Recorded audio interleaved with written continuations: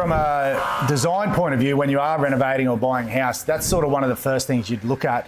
You don't really want to come in and go, oh, we've got all this great space, let's just put this over there, put that over there. From a cost perspective, you really want to look where your load-bearing walls in and see what you can do. Everyone always, like, especially today, the trend with building and in residential building is open plan living. Yeah. So everyone's looking for that open plan living sort of style. So a lot of your new houses are sort of built so you don't have those nooks and crannies like you did in the 1960s and 70s when those builds were going on. You see, if you walk through those sort of houses, it's very like, there's plenty of walls. You sort of sometimes feel like you're in a maze. Yeah. But these days we sort of build for more of an open plan living style. So there are a lot more sort of bulkheads, beams and load bearing sections involved. Yeah, well, that's the first thing that I sort of look at when choosing a property as well.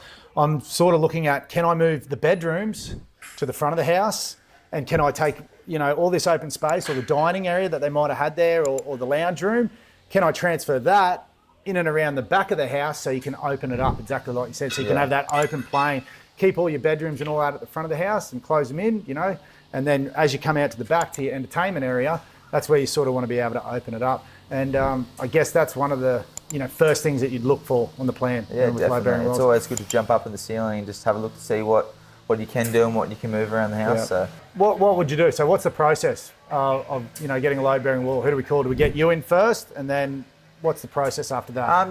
It's definitely best to get some sort of carpenter or a builder involved. Get them to come out and have a look.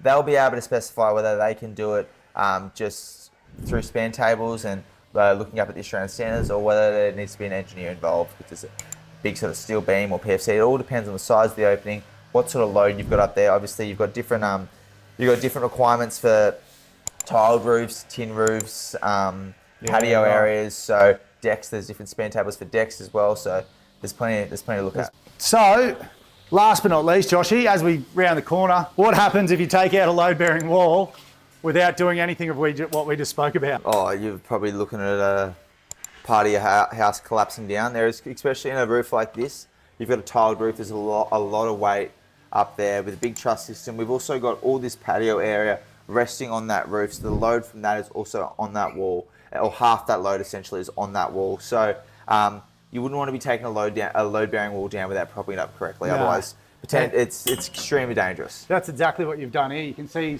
he's run the plank above here. He's got all these props up the whole way through to just take as much as we often can, because, like I said, if you come in here hammer and tong with a sledgehammer and think you're just going to be moving walls, there's a good chance that this is going to come down on top of you, isn't there? Exactly. Which leads to hundreds of thousands. Yeah. Hundreds of thousands. Not just that, also risk for your health. Might die. All right, well, thanks heaps, Georgie. Appreciate it, mate.